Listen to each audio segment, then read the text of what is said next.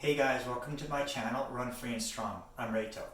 It's been less than a week since I completed my Yeti 100-mile virtual endurance run, and I'm now in a 2-week recovery phase with some time to kind of step back and think a little bit. Trail and ultra running are among the fastest growing endurance sports, yet still considered a niche sport.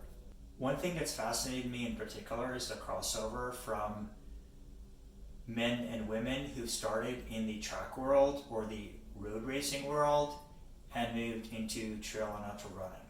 So I wanted to explore this a little bit more and share with you, part to entertain and part to educate. This video took a little bit of time to put together. There's quite a bit of research behind it, so I hope you give it a little bit of love, and if you like it, give it a huge thumbs up, comment below, and if you're not already subscribing to follow my journey, would appreciate if you do so.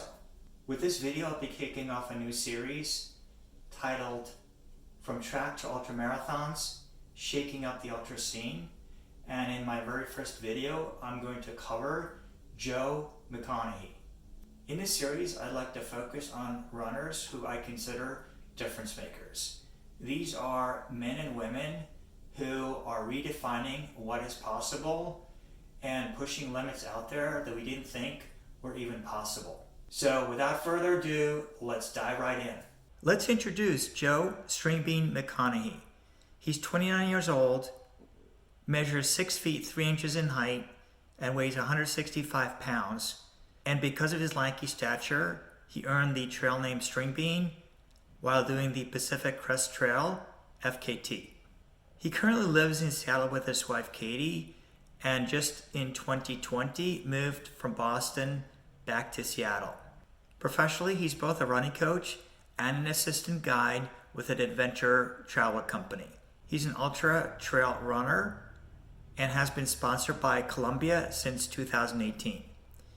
He graduated from Boston College in 2014 and competed in both track and cross country at BC. Joe is not new to running. He started running in 4th grade and competed all the way through middle and high school into college at Boston College. His personal bests from BC are listed here: 156 in the 800 meters, 352 in the 1500 meters, and 412 in the mile.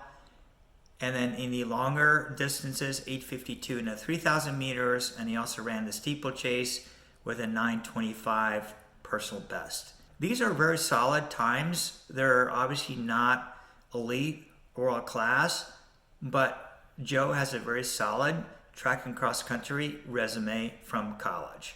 After Joe's graduation from Boston College in 2014, within 2 months, he set an attempt for the Pacific Crest Trail supported FKT. Very quickly, FKT stands for fastest known time, and these are tracked and documented on a website, fastestknowntime.com. Before his 2017 attempt on the Appalachian Trail FKT, he ran both the Lake Sonoma 50-miler and the Gorge Waterfalls 100K on back-to-back weekends, which is kind of crazy. And then within a couple of months, he demolished the AT self-supported FKT, and that included breaking Carl Melzer's supported FKT.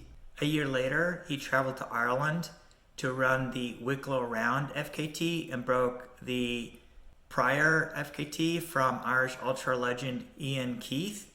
And more recently, in 2020, before moving from Boston back to Seattle, he set the Long Trail FKT unsupported. Joe has a number of other accolades on his very short ultra trail resume. He's also 2-time CCC Ultra Trail de Mont Blanc finisher.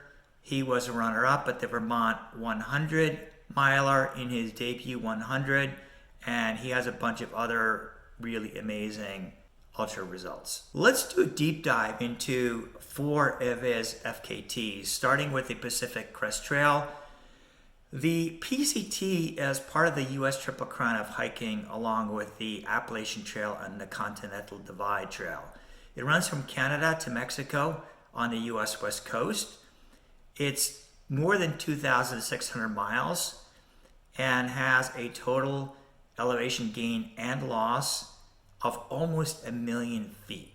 Let's pause there for a second. 2,650 miles and almost 1,000,000 feet of elevation up and down. Joe set the FKT 2 months after college graduation. It was a supported FKT, did it in 53 days, 6 hours and 37 minutes, and he totally annihilated Josh Garrett's record by 6 days. 6 days, almost a week. The PCT FKT took a little bit of wear and tear on Joe, and it took until 2017 for him to come back to an attempt on the Appalachian Trail FKT. As I mentioned, the AT is part of that U.S. Triple Crown. It runs from Georgia to Maine on the U.S. East Coast. It's considered the sister trail from the PCT. It's a little bit shorter with about 2,200 miles. However, it's considered more difficult and has more elevation gain and loss. For Joe to take on ultra legends Scott Jurek and Karl Melzer was considered audacious. Both Scott and Karl ran supported FKTs on the AT and were corporate sponsored. So for Joe to do this self-supported, without sponsorship, without crew, was just crazy. He set the self-supported FKT at 45 days, 12 hours and 15 minutes, and he broke Heather Anderson's self-supported FKT by 9 days. Again, wasn't even close. In addition, he broke Karl Melzer's supported, not self-supported, fully supported corporate sponsors FKT by 10 hours.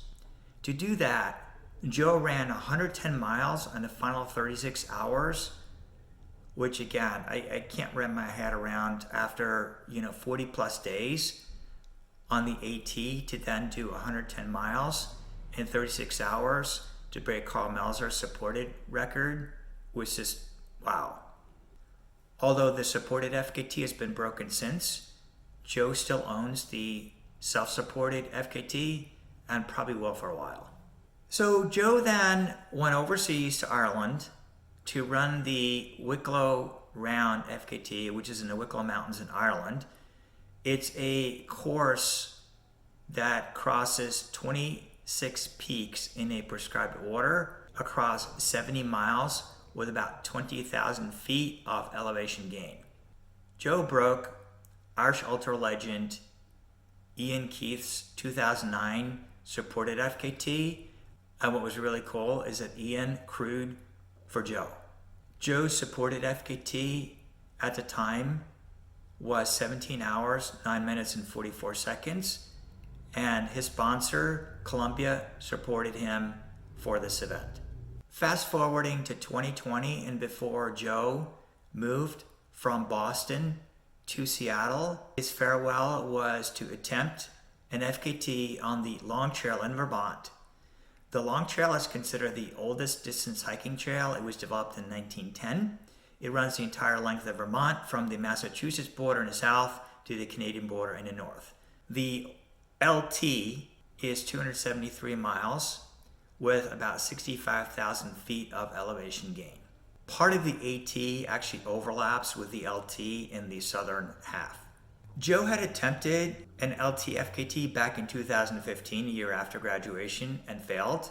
And so this was redemption before the move from East Coast to West Coast. Just to highlight the craziness of some of the things that Joe attempts, his goal was to run sub 5 days for the entire LT, carrying a 27-pound backpack, not a waist pack weighing ounces, a backpack of 27 pounds. He accomplished that and ran an unsupported FKT in 4 days, 23 hours, and 54 minutes. And he ran the entire last 8 miles hard, digging down deep to squeeze under 5 days. He crushed Jeff Garmire's FKT by almost a full day, but he nearly failed again, having run out of battery on his headlamp and then run out of battery on his phone to resort to the LED screen on his GoPro to carry him through the last night hours. I hope you've enjoyed that profile of Joe McConaughy.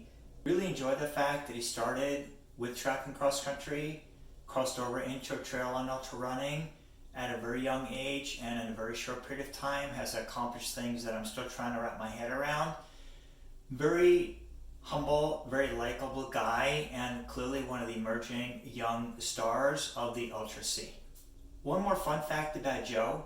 In February of 2017, after his PCT FKT and before his April back-to-back Lake Sonoma and Gorge Waterfall Ultras, and before the AT FKT, he went and competed at a indoor track meet at Boston University and ran the indoor mile in 4:16.